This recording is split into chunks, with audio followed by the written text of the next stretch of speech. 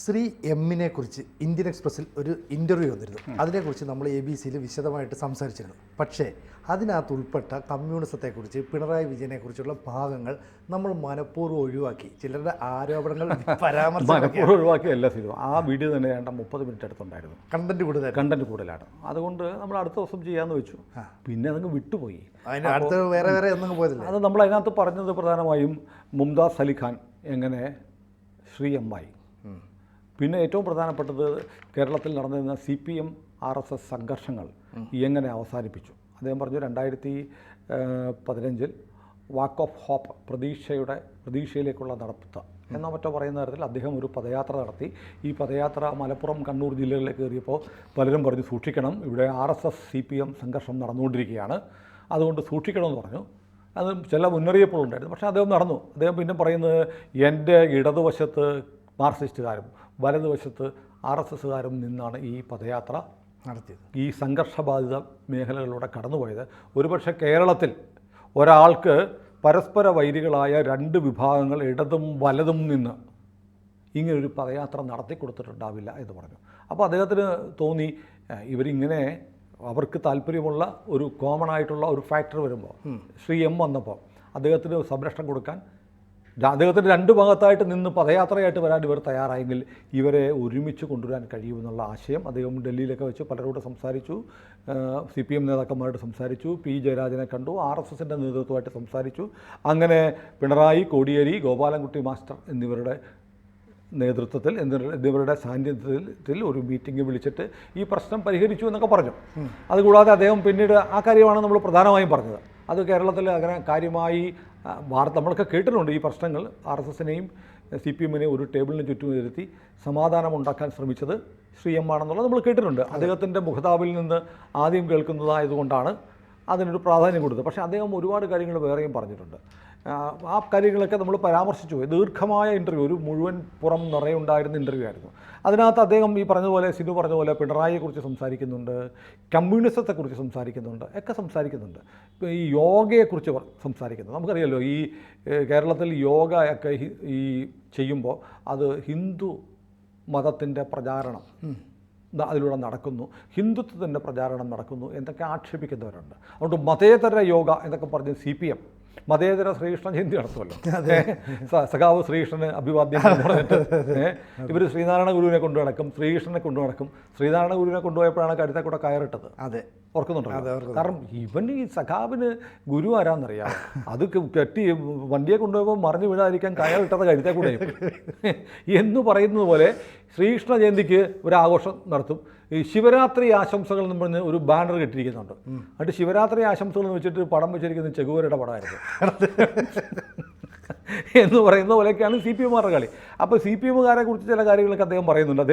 ഒരു ദിവസം അദ്ദേഹത്തെ വിളിച്ചിട്ട് ഇവർ ചോദിച്ചു, CPMകാർ പറഞ്ഞു ഞങ്ങൾക്ക് യോഗ തുടങ്ങണം. ഈ യോഗ RSS സംഘപരിവാർ സംഘടനകളൊക്കെ തുടങ്ങുന്നതുകൊണ്ട് ഒരുപാട് ആളുകൾ യോഗയിൽ ആകൃഷ്ടരായിട്ട് പോകുന്നു. ഇങ്ങനെ പോയാൽ ഞങ്ങളുടെ പാർട്ടിയിൽപ്പെട്ട ഹിന്ദു സഖാക്കൾ മുഴുവൻ യോഗ പഠിച്ചിട്ട് BJP പോകും. അതുകൊണ്ട് ഞങ്ങൾക്ക് യോഗ തുടങ്ങുന്നുണ്ട്. സ്വാമി എന്ന് പറയാം, അദ്ദേഹം യോഗിയാണെന്ന് പറയാം അല്ലേ, യോഗിയാണ്, ഗ്രഹസ്ഥനായ യോഗിയാണ്. അപ്പോൾ നമ്മുടെ ഗോരഖ്നാഥ് മുഖ്യപുരോഹിതനായ നമ്മുടെ യോഗി ആദിത്യനാഥിൻ്റെ നാഥ് സെക്റ്റിൽപ്പെട്ട സന്യാസിയാണ്. അവിടെ നിന്നാണ് സന്യാസം സ്വീകരിച്ചിരിക്കുന്നത്. ഗ്രഹസ്ഥനായ സന്യാസിയാണ്, അതുകൂടെ പറയണം. അപ്പോൾ അതുകൊണ്ട് അദ്ദേഹത്തിനോട് ചോദിച്ചു. അദ്ദേഹം പറഞ്ഞു ഒരു കാര്യം ചെയ്യും, യോഗ ഒക്കെ ചെയ്തു, യോഗ നല്ലല്ലേ, യോഗ മനസ്സിൻ്റെ ഏകാഗ്രത ഉണ്ടാവും, ശരീരത്തിന് നല്ലതാണ്. അപ്പോൾ ഈ ഓം എന്നൊക്കെ പറയാൻ ബുദ്ധിമുട്ടല്ലേ എന്ന് പറഞ്ഞു. അപ്പോൾ പറഞ്ഞു ചിലപ്പോൾ ഓം ചൊല്ലിയിട്ട് വേണം യോഗ തുടങ്ങാൻ. യോഗ അങ്ങനെ ആരംഭിച്ചതാണ്. അപ്പോൾ ഓം ഉച്ചരിക്കണം. ഓം എന്ന് പറഞ്ഞാൽ ഒരു മതത്തിൻ്റെ ഒന്നുമല്ല, അത് ഒരു മന്ത്രമാണ്, ശബ്ദത്തിൻ്റെ വിന്യാസമാണ്, ശബ്ദത്തിന് ശക്തിയുണ്ട്. ഓം എന്ന് പറയുന്ന പ്രണവ മന്ത്രത്തിന് അതുല്യമായ ശക്തി വിശേഷങ്ങളുണ്ട്. അതുകൊണ്ടാണ് ഓം പറയുന്നത്. അപ്പോൾ ഇവർക്ക് സഖാക്കൾക്കൊരു ബുദ്ധിമുട്ട്, ഓം എന്നൊക്കെ പറയാൻ പറ്റുമോ, നമ്മൾ ഓം പറഞ്ഞാൽ ശരിയാവും. ഉടനെ പുള്ളി പറഞ്ഞ് നിങ്ങൾക്ക് ഓം പറയാൻ പറ്റുന്നില്ല, നിങ്ങൾ എന്ന് പറഞ്ഞാൽ മതി. ഓം എന്ന് പറയുമ്പോഴല്ലേ പ്രശ്നമുള്ളൂ. അപ്പോൾ ഇവരുടെ ഈ യോഗ തുടങ്ങുമ്പോൾ പതഞ്ജലിയെ സ്തുതിക്കണം, പിന്നെ ഓം എന്ന് പറയണം. അതുകൊണ്ട് ഓ എന്ന് പറഞ്ഞാൽ മതി, ശബ്ദം. അതെ, അതുകൊണ്ട് അങ്ങനെ പറഞ്ഞാൽ മതി എന്ന് പുള്ളി പരിഹാസത്തോടെ പറഞ്ഞു. എന്നിട്ട് പിന്നെ അവർ മതേതര യോഗയൊക്കെ കണ്ണൂരൊക്കെ നടത്തി. അതെ അതെ. അത് കഴിഞ്ഞാണല്ലോ ഇപ്പോൾ മറ്റേ ഈ MEC7 MEC7 വന്നത്. അപ്പോൾ അതും നിർത്തിയത് കൊണ്ടായിരിക്കും മറ്റൊരു വന്ന് കൊണ്ടുപോയി. ഏതായാലും എല്ലാം ഒന്നും തന്നെയാണല്ലോ, അത് ഇതും തമ്മിൽ വലിയ വ്യത്യാസമൊന്നുമില്ല. കാരണം രണ്ട് കൂട്ടരും പച്ചച്ചങ്കുടി എന്ന് പറയുന്ന പോലെയാണല്ലോ ഇപ്പോൾ CPM. ഏതായാലും അങ്ങനെ ഒരു തമാശ കഥ പറയുന്നുണ്ട് പുള്ളി. പിന്നെ അദ്ദേഹം പറഞ്ഞത് ഇത് ഇന്ത്യൻ എക്സ്പ്രസ്സിലെ ഇൻ്റർവ്യൂവിൽ വന്ന കാര്യങ്ങളാണ് കേട്ടോ, അത് വായിക്കാത്ത ആളുകൾക്ക് വേണ്ടിയാണ് നമ്മൾ ഈ വീഡിയോ ചെയ്തത്. പിന്നെ അദ്ദേഹം പറഞ്ഞു, ഈ കാർൽ മാർക്സ് ആണല്ലോ താടിക്കാരൻ, ജർമ്മനിയിലുള്ള പുള്ളിക്കാരനാണല്ലോ ഇത് ഉണ്ടാക്കിയത്. അപ്പോൾ പുള്ളി ഒരുപാട് പുസ്തകങ്ങളൊക്കെ വായിച്ചിട്ടുണ്ടെങ്കിലും പക്ഷേ പുള്ളിക്ക് സംസ്കൃതം അറിയാത്തത് കൊണ്ടും അല്ലെങ്കിൽ അദ്ദേഹത്തിന് ജർമ്മൻകാരനായിരുന്നല്ലോ, മാർക്സ് ജൂതനായിരുന്നു. ജർമ്മൻകാരനായിരുന്ന മാർക്സിന് ജർമ്മൻ ഭാഷ അറിയാമായിരുന്നു. ജർമ്മൻ ഭാഷയിൽ നമ്മുടെ വേദങ്ങളും ഉപനിഷത്തുകളൊന്നും ഉണ്ടായിരുന്നില്ല. അയാൾ വളരെ പരന്ന വായന ഉണ്ടായിരുന്ന ആളായിരുന്നു. അദ്ദേഹത്തിന് ഈ പറഞ്ഞതുപോലെ നമ്മുടെ വേദോപനിഷത്തുകൾ കിട്ടിയിട്ടില്ല. കാരണം ജർമ്മനിയിലൊക്കെ അതിൻ്റെ ട്രാൻസ്ലേഷനൊന്നും ഉണ്ടായിരിക്കാൻ ഒരു സാധ്യതയില്ല മാർക്സിൻ്റെ കാലത്ത്. കിട്ടിയിരുന്നെങ്കിൽ അത് വായിച്ചിരുന്നതിൽ കാറൽ മാർക്സ് ഈ അദ്ദേഹത്തിൻ്റെ ഡയലക്റ്റിക്കൽ മെറ്റീരിയലിസം ഉണ്ടല്ലോ, മറ്റേ ഗോവിന്ദൻ മാഷൊക്കെ പറയുന്ന ഘടാഘടിയൻ സാധനം എന്താണെന്ന് പുള്ളിക്കും മനസ്സിലാവത്തില്ല, കേൾക്കുന്നത് നമുക്കും മനസ്സിലാവത്തില്ല. വാർത്ത തരുന്നത് എന്താ ചാനലുകാരുടെ മനസ്സിലെ വായിൽ എന്തോ വലിയ സാധനം വിടുന്ന പോലെ ചാനൽ കുഞ്ഞുങ്ങൾ വായും പൊളിച്ച് കേട്ടിട്ട് അതേപടി സംപ്രേഷണം ചെയ്യും. ആ സാധനം ഡയലക്റ്റിക്കൽ മെറ്റീരിയൽ, വൈരുദ്ധ്യാത്മക ഭൗതികവാദം എന്നൊക്കെ പറഞ്ഞ് ഇങ്ങനെ പറയുന്ന ഈ സാധനം അദ്ദേഹം ഉണ്ടാക്കത്തില്ലായിരുന്നു. കാരണം അദ്ദേഹം ഭൗതികവാദിക്ക് പകരം ആത്മീയവാദിയാകുമായിരുന്നു അദ്ദേഹം ഉപനിഷത്തുകൾ വായിച്ചിരുന്നെങ്കിൽ എന്ന് പറയുന്നുണ്ട്. അപ്പോൾ ഇങ്ങനെ പറഞ്ഞ് പറയുന്നുണ്ട്, ഞാൻ എന്തുകൊണ്ട് ഇസ്ലാം വിട്ടിട്ട് ഹിന്ദുമതം സ്വീകരിച്ചു. പുള്ളി പറഞ്ഞു, ഹിന്ദുമതത്തിലെ സ്വാതന്ത്ര്യമാണ് എന്നെ ആകർഷിച്ചത്. കാരണം ഈ പറഞ്ഞ ഇസ്ലാം മതത്തിൽ നിനക്ക് ഒറ്റ ദൈവമേ ഉള്ളൂ, നീ ആ ദൈവത്തെ മാത്രം വിശ്വസിക്കണം, മറ്റു മതങ്ങളെ വിശ്വസിക്കാൻ പാടില്ല. അദ്ദേഹം പറയുന്നുണ്ട്, ഞാൻ മതം വിട്ടു കഴിഞ്ഞാൽ മതം വിടുന്നവനെ കൊല്ലണമെന്ന് വരെ ശരീഅത്ത് ഇസ്ലാമി പറയുന്നുണ്ട്.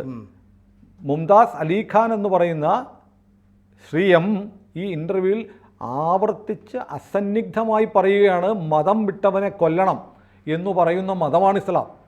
പക്ഷേ അവിടെ സ്വാതന്ത്ര്യമില്ല. പക്ഷേ ഹിന്ദു മതത്തിലെ സ്വാതന്ത്ര്യം എന്നെ ആകർഷിച്ചു. പക്ഷേ നിങ്ങളിപ്പോൾ വന്ന് നിങ്ങൾ ഹിന്ദുക്കളെ ഇങ്ങനെ പ്രകോപിപ്പിച്ചും, ഞാൻ എൻ്റെ വർഷമാണ് പറയുന്നത്, ഇവിടെ നടക്കുന്ന കാര്യങ്ങളൊക്കെ കണ്ട് ഹിന്ദു ഇങ്ങനെ വല്ലാതെ പ്രകോപിതനായാൽ ഹിന്ദു ഇവരെപ്പോലെ ഒരു കാലത്ത് താലിബാനായി മാറിക്കൂടായികയില്ല. അങ്ങനെ ഹിന്ദു താലിബാൻ ഉണ്ടായാൽ അത് അദ്ദേഹം, എനിക്ക് തോന്നുന്നു അദ്ദേഹം ആരോടൊന്ന് പറഞ്ഞിട്ടില്ലെങ്കിലും അദ്ദേഹം പറഞ്ഞത് കേരളത്തിലെ ഇന്ത്യയിലെ ഇസ്ലാമിസ്റ്റുകളോടാണെന്ന് എനിക്ക് തോന്നുന്നു. കാരണം എങ്ങനെ വന്നാലും കൂടിപ്പോയ 15-16 കോടിയേ ഉള്ളൂ ഇന്ത്യൻ മുസ്ലിങ്ങൾ, അല്ലേ? അല്ലെങ്കിൽ 20 കോടി പിടിക്കേ. UP-യിലെ ജനസംഖ്യയുടെ അത്രയും പോലുമില്ല, 140 കോടിയാണ് ഇന്ത്യൻ ജനസംഖ്യ. അവിടെ നിങ്ങൾ 10-20 കോടിയുണ്ട് എന്ന് പറഞ്ഞ് നിങ്ങളിങ്ങനെ പ്രകോപിപ്പിച്ച് ഹിന്ദുക്കളെ താലിബാൻ പോലെ ആക്കിയാൽ ഈ ലോകം തന്നെ ആ ശക്തി നശിപ്പിക്കും. അത് കരുതിയിരിക്കണം എന്നുള്ള മുന്നറിയിപ്പ് അദ്ദേഹം പറയുന്നുണ്ട്. ആ ലേഖനത്തിൻ്റെ തലക്കെട്ട് പോലും 2 ആഴ്ചയായി വന്നിട്ട് തലക്കെട്ട് പോലും താലിബാനൈസേഷൻ ഓഫ് ഹിന്ദുയിസം എന്നാണ്. ഹിന്ദുയിസം താലിബാൻ പോലെയാണ്, നിങ്ങൾ താലിബാൻ പോലെയാണ്, നിങ്ങളുടെ മതം മാത്രമാണ്, നിങ്ങളുടെ ദൈവം മാത്രമാണ്, നിങ്ങൾ മാത്രമാണ് ശരി, നിങ്ങളെ വിമർശിക്കാൻ പാടില്ല, നിങ്ങളെ വിമർശിച്ചാൽ നിങ്ങൾ PC ജോർജിനെ പോലെ ജയിലിൽ പിടിച്ചിടും എന്നൊക്കെ പറഞ്ഞ് നിങ്ങളിങ്ങനെ പ്രവർത്തിച്ചു കൊണ്ടിരുന്നാൽ ഹിന്ദുവും താലിബാൻ പോലെയാവും. ഹിന്ദു താലിബാൻ പോലെ ആയാൽ താങ്ങത്തില്ല മക്കളെ എന്ന് ഇനി കണ്ടറിയണം കോശി എന്ന് മറ്റേ സിനിമ എന്ന് പറയുന്നത് പോലെ ഒരു ഡയലോഗ് അദ്ദേഹം നടത്തിയിട്ടുണ്ട്. അപ്പോൾ അങ്ങനെയാണ് അദ്ദേഹത്തിൻ്റെ അഭിമുഖം പോകുന്നത്. അദ്ദേഹം ഇങ്ങനെ ഒരുപാട് പറയുന്നുണ്ട്, പുനർജന്മത്തെക്കുറിച്ച് അദ്ദേഹം പറയുന്നുണ്ട്. പുനർജന്മം സത്യമാണ്, അത് എനിക്ക് ഈ പുനർജന്മത്തിൽ ഞാൻ വിശ്വസിക്കുന്നു. പിന്നെ ഒരു ദൈവത്തിൽ മാത്രം വിശ്വസിക്കാൻ ചിലർ പറയുന്നു. അങ്ങനെ ഏക ദൈവത്തിലൊന്നും വിശ്വസിക്കാൻ പറ്റില്ല. കാരണം ഒരു ദൈവമല്ല, ആ ദൈവത്തിൽ എനിക്ക് വിശ്വാസം ഇല്ല എന്ന് പറഞ്ഞാൽ പിന്നെ വേറെന്ത് എന്ന് ചോദിക്കുമ്പോൾ ഓപ്ഷൻ ഇല്ല. ഹിന്ദു മതത്തിൽ ഓപ്ഷൻ ഉണ്ട്, നിനക്ക് ശിവനെ വിശ്വാസം ഇല്ലെങ്കിൽ നീ വിഷ്ണുവിനെ പ്രാർത്ഥിക്കുക, കൃഷ്ണനെ പ്രാർത്ഥിക്കുക. അപ്പോൾ ഇവിടെ വിശ്വാസിക്കാൻ ഈ പറയുന്ന കാര്യങ്ങളിൽ വിശ്വാസം ഇല്ലെങ്കിൽ നിങ്ങൾക്ക് എമു ആകാനേ യോഗ്യതയുള്ളൂ, മുസ്ലിം ആകാനേ യോഗ്യതയുള്ളൂ പറ്റുള്ളൂ. പക്ഷേ ഇവിടെ ഓപ്ഷൻസ് ഉണ്ട്. നമ്മുടെ വിശ്വാസത്തിനനുസരിച്ച്, നമ്മുടെ യുക്തിക്കനുസരിച്ച്, നമ്മുടെ ഒരു സംവേദനക്ഷമതയ്ക്കനുസരിച്ച് നമുക്ക് വിശ്വാസങ്ങൾ സ്വീകരിക്കാം. നിങ്ങൾക്ക് ഹിന്ദു മതത്തിൽ യുക്തിവാദി പോലും ആകാം എന്നൊക്കെ പറഞ്ഞിട്ടാണ് ഈ അഭിമുഖം മുന്നോട്ട് പോകുന്നത്. ഈ അഭിമുഖത്തിൻ്റെ ഏറ്റവും പ്രധാനപ്പെട്ട ഭാഗങ്ങൾ നമ്മൾ 2 ആഴ്ച മുമ്പ് നമ്മൾ വീഡിയോ ചെയ്തിട്ടുണ്ട്. അത് ഒരുപക്ഷെ അത് കാണാത്ത ആളുകൾ ഒന്ന് പുറകോട്ട് പോയാൽ ശ്രീ എമ്മിൻ്റെ അഭിമുഖമാണ്. പിന്നെ ഏറ്റവും പ്രധാനപ്പെട്ട ചോദ്യം, എനിക്ക് ഏറ്റവും ഇഷ്ടപ്പെട്ട ചോദ്യം എമ്മിനോട് ഇന്ത്യൻ എക്സ്പ്രസ് ചോദിച്ചു, അങ്ങ് യോഗയുടെ കാര്യമൊക്കെ ഒന്ന് പറയാൻ പറ്റുന്നില്ല എങ്കിൽ ഒന്ന് പറഞ്ഞാൽ മതി എന്ന് പറഞ്ഞല്ലോ. അപ്പോൾ സ്വകാര്യമായിട്ട് ചോദിക്കട്ടെ, പിണറായി വിജയന് യോഗ പഠിക്കാൻ വല്ല താല്പര്യമുണ്ടോ? ഉണ്ടാവുമോ? കാരണം അദ്ദേഹത്തിന് വീട്ടിൽ പശുത്തൊഴുത്തുണ്ട് അല്ലേ? അതെ, എല്ലാം സംഭവം. അദ്ദേഹം ആരോ പറയുന്നുണ്ട് ഈ കറുത്ത കാറുകളിലാണ് ഇപ്പോൾ സഞ്ചരിക്കുന്നത്. അത് ചിലരൊക്കെ പറഞ്ഞു പ്രധാനമന്ത്രി പോകുന്ന വാഹന വ്യൂഹം കറുപ്പായതുകൊണ്ട് പുള്ളി കറുപ്പ് സെലക്ട് ചെയ്താന്ന് പറയുന്നത്. വേറെ ചിലരെന്ന് പറയുന്നത് ശനിദോഷം മാറാനാണെന്ന് പറയുന്നത്. കറുപ്പ് കറുപ്പിൻ്റെ വലയത്തിലിരിക്കുക, കറുപ്പിൻ്റെ സംരക്ഷണ വലയത്തിലിരിക്കുക. മുമ്പ് ചില എം പിമാരൊക്കെ അങ്ങനെ ശനിദോഷം മാറാൻ അതെ. അപ്പോൾ കറുപ്പ് ശബരിമല അയ്യപ്പൻ ശനിദോഷം മാറാൻ ഏറ്റവും നല്ല സ്ഥലം ശബരിമലയ്ക്ക് പോകുന്നതാണ്. ശബരിമലയുടെ കാര്യത്തിൽ ഏറ്റവും വലിയ പാപം ചെയ്ത ഒരാളാണ് പിണറായി വിജയൻ. പക്ഷേ ശബരിമലയ്ക്ക് പിണറായിക്ക് പോകാൻ പറ്റത്തില്ലല്ലോ, ഒന്നും ആരോഗ്യമില്ല. രണ്ടാമത് പിണറായി അവിടെ പോയാൽ ശബരിമലയ്ക്ക് പോയോ എന്ന് ആളുകൾ ചോദിക്കും. അവിടെ വന്നു, അവസാനം വന്നു അല്ലേ ഉണ്ണി, നീ വന്നു അല്ലേ എന്നൊക്കെ ആളുകൾ ചോദിക്കും. അതുകൊണ്ട് പുള്ളി പോകാതെ ശനിദോഷം മാറാൻ കറുത്ത ഇതിനകത്തിരിക്കുന്നു. പക്ഷേ ആളുകൾ കറുപ്പുമായിട്ട് മുന്നിൽ വന്നാൽ ദോഷമാണ്, അത് ശനി മുന്നിൽ ചാടുന്ന പോലെയാണ്. അതുകൊണ്ട് കറുപ്പ വേഷം ധരിച്ച് വേറെ ആരെങ്കിലും വഴി നിന്ന് അവൻ അടിച്ചവൻ്റെ തലമണ്ട പൊട്ടിക്കും. അപ്പോൾ അങ്ങനെയൊക്കെ ചെയ്യുന്ന പിണറായിക്ക് യോഗയിൽ താല്പര്യം ഉണ്ടാവുക. നമ്മുടെ VS യോഗ ചെയ്യും. VS നമ്മുടെ പള്ളുരുത്തിക്കാരൻ ഒരാളായിരുന്നു, VSൻ്റെ എറണാകുളം യോഗ ട്രെയിനർ. VS തലകുത്തി നിൽക്കുമായിരുന്നു. തലകുത്തി നിൽക്കുന്ന VS തലകുത്തി നിൽക്കുമ്പോൾ ഞാൻ ആ മുറിക്ക് പുറത്ത് നിന്ന് കണ്ടിട്ടില്ല. അകത്ത് VS യോഗയിലാണെന്ന് പറഞ്ഞിട്ടുണ്ട് കാണാൻ ചെന്നപ്പോൾ എറണാകുളം ഗസ്റ്റ് ഹൗസിൽ. അപ്പോൾ VS തലകുത്തി ശീർഷാസനത്തിൽ നിന്ന് യോഗ ചെയ്യുമായിരുന്ന ആളാണ്. അദ്ദേഹത്തിൻ്റെ ഇപ്പോഴാണല്ലോ വയ്യാതെ കിടപ്പായ, അദ്ദേഹത്തിൻ്റെ ഒരു പല്ല് പോലും കേടായിട്ടുണ്ടായിരുന്നില്ല. അതുപോലെ നിഷ്ഠയായ ഭക്ഷണം, നിഷ്ഠയായ ശാരീരിക അധ്വാനം അല്ലെങ്കിൽ ശാരീരിക ക്ഷമത ഉറപ്പാക്കുന്ന കാര്യത്തിലൊക്കെ VSന് നല്ല പല CPMകാരും ഇതൊക്കെ ചെയ്യുന്നുണ്ടെന്നേ. അവർ ഓന്ന് വിളിച്ച് തന്നെ പതഞ്ജലിയെ സ്തുതിച്ചതൊക്കെ തന്നെയാണ് യോഗ ചെയ്യുന്നത്. ഇവിടെ കാടാമ്പുഴ പോകുന്ന ആളല്ലേ, പഴയൊരു നേതാവിൻ്റെ ഏലസ് കണ്ടപ്പോഴത്തേക്ക് അത് ഇൻസുലിൻ കുത്തുന്ന സാധനമാണെന്ന് പറഞ്ഞറിയാം. അപ്പോൾ അതൊക്കെ അറിയാം. പോട്ടെ, അവൾ പുറത്തിരുന്നിട്ട് ഭാര്യ അകത്ത് വിടും. ഭാര്യ എന്നിട്ട് പോയി ഭർത്താവിൻ്റെ പേരിലും പുഷ്പാഞ്ജലി കളിക്കും, പൂമൂടൽ നടത്തും. ഇതൊക്കെ സംഭവമാണ്. അപ്പോൾ യോഗ ഒരുപക്ഷെ പിണറായി നടത്തുന്നുണ്ടോ എന്നുള്ള ചോദ്യം, യോഗ ചെയ്യുന്നുണ്ടോ, താല്പര്യമുണ്ടോ എന്നുള്ള ചോദ്യം ഈ ലേഖകർ ശ്രീ എമ്മിനോട് ചോദിച്ചത്. ശ്രീ എമ്മിന് അറിയാമായിരിക്കുമല്ലോ. ശ്രീ എം എന്ത് മറുപടി പറഞ്ഞെന്നറിയാമോ? നോ കമൻറ്റ്സ് എന്നാണ് പറഞ്ഞത്. നോ കമൻറ്റ്സ്, ഇല്ലെങ്കിൽ ഇല്ലയെന്ന് പറഞ്ഞ പോലെ. അതാണ് ശ്രീ എം പറഞ്ഞിരിക്കുന്ന മറുപടി, നോ കമൻറ്റ്സ് എന്നാണ്. അപ്പോൾ പിണറായി യോഗ ചെയ്യുന്നുണ്ടോ ഇല്ലയോ പ്രേക്ഷകർ തീരുമാനിക്കുക. കൂടുതൽ വാർത്തകളും വിശേഷങ്ങളും നിങ്ങളിലേക്ക് എത്താൻ ABC മലയാളം സബ്സ്ക്രൈബ് ചെയ്യുക, ബെൽ ബട്ടണും അമർത്തുക.